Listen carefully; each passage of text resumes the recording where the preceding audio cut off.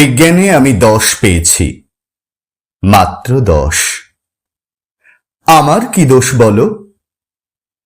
প্রশ্ন যা ছিল খুবই সহজ, উত্তরও ছিল জানা। ভাগ্য আমার সহায় ছিল না, পৌঁছতে হলো দেরি। নইলে আমি কি তেমন ছাত্রী বিজ্ঞানে ফেল করি? সকাল থেকেই নানা অঘটন, জল খাবারে আস্ত ডিম।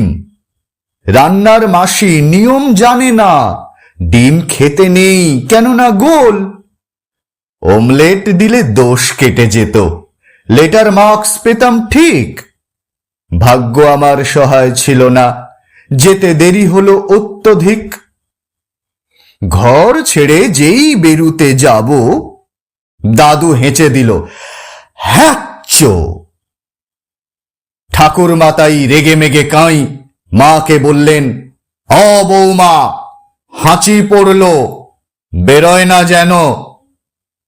টিক টিক টিক তক্ষুনি মা বললেন, ঠিক আছে ঠিক আছে, একটু বসে যাবে টুনি।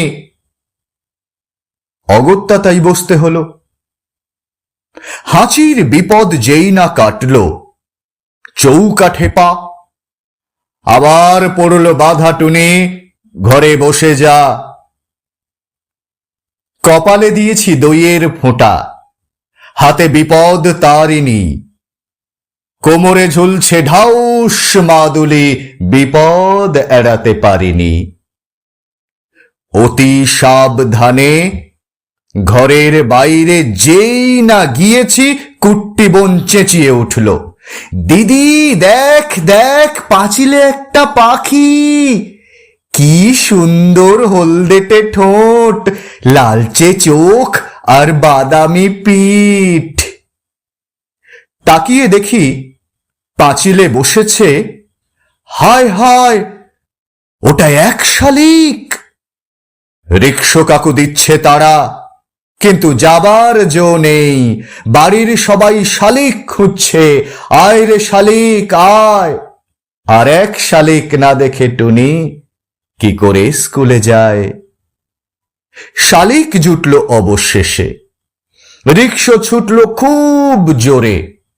আর দেরি নেই পৌঁছতে স্কুলে, কিন্তু আমার পোড়া কপাল, হঠাৎ ব্রেক থামতেই হলো।